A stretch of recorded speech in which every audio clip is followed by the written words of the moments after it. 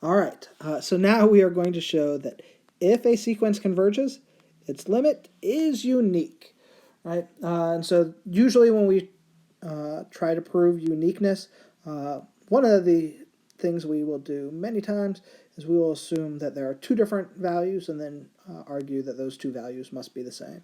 Right? And so that's what we're going to do here. So suppose we have a sequence S sub n, and it converges to two different values. Let's say S and T. Right? So since it converges to S, we know that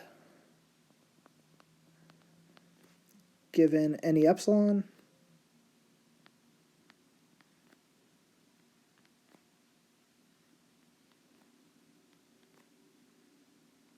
so given any epsilon greater than 0, there exists n1 in the natural numbers.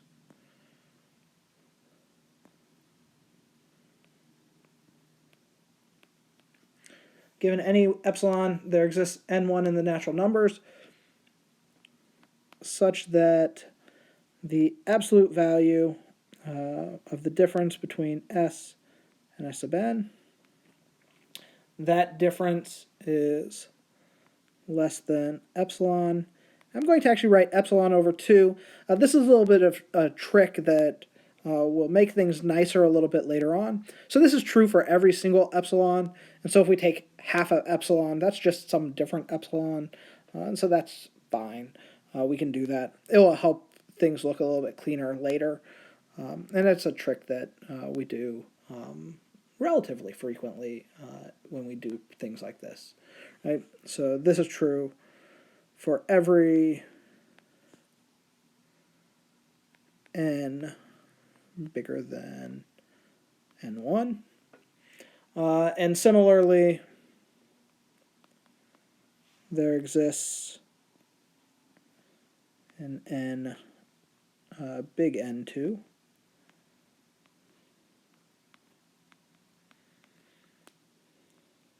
Such that the absolute value of the difference between S sub n and t is less than, again, I'm going to say epsilon over 2. Right? So as long as for all n bigger than n2. Right? So we have these two things right here. Right? So as long as the difference between S sub n and S is, so that difference between those two is less than epsilon over 2 whenever our value of n is bigger than n1. Difference between these two is less than epsilon over 2 as long as our value of n is bigger than n2. And then we can combine those and make some observation from this.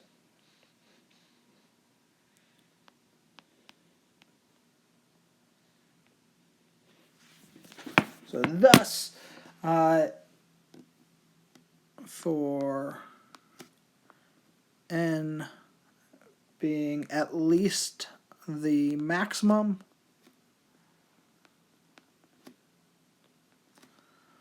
of n1 and n2, we are going to have the absolute value of the difference between S and T is equal to the absolute value of S minus S sub n plus S sub n minus T, which should be, by our triangle inequality, less than or equal to the absolute value of S minus S sub n plus the absolute value of S sub n minus T, which we said before, each of those are less than epsilon over 2, which is just epsilon. And so we're saying here that the difference between S and T is less than or equal to epsilon for every single choice of epsilon that you could make. And we had previously shown that this implies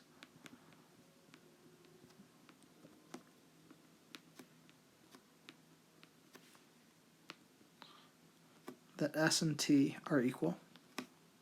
Right. And when did we previously show that? That was from exercise 3.2.6, part C. All right, that's the last thing we'll do for this video. And for this section, we'll skip the next example. All right, I will talk to you guys later.